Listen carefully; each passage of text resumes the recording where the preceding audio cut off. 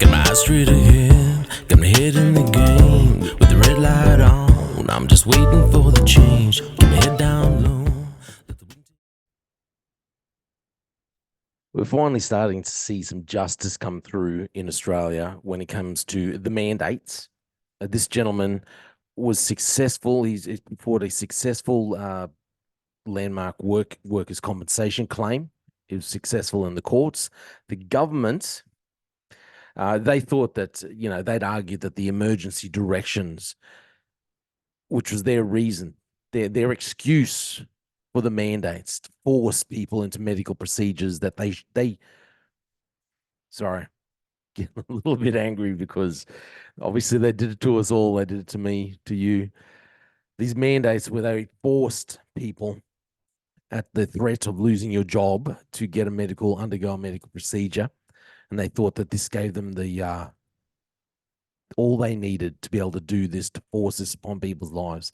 This gentleman won this workers' compensation case, and mind you, he's very ill at the moment. It should clear up, but he's been suffering with pericarditis for the past 2 years. This report came out in Channel 9. We've got to share this with the rest of the world, make sure people hear about it, because it needs to be known that the governments are starting to be held accountable. They are made to answer for these things. Check it out. Daniel Shepherd once had an active job as a youth worker. The father of a 5-year-old boy, he's now stuck with the heart of a 90-year-old. It's really heartbreaking to say, sorry buddy, daddy's tired. The 44-year-old was twice vaccinated against COVID, but both jabs made him so unwell he only chose to get a third dose because of the government mandate, so he could keep his job. This is what frustrates me more than anything. He only got that third dose because of the government mandate. It's not enough to just get financial compensation. They should never have had the right to be able to force medical procedures upon people who did not want to get it done. In child protection, the next day, he was rushed to hospital. I felt like someone sort of had their knee right in my chest, and just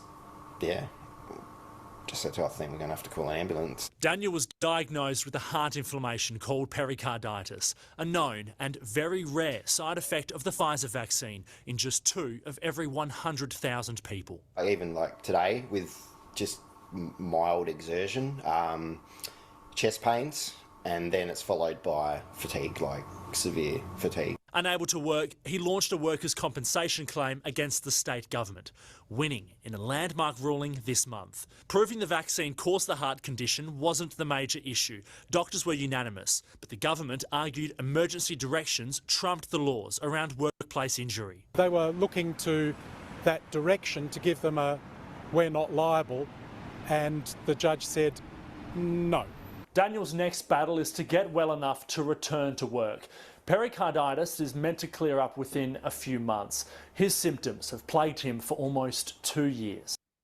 Almost 2 years. So the government was trying to hide behind the mandate, saying, hey, this, their rulings, the emergency, so-called emergency, trumps everyone else's personal reasons, trumps your life, your will.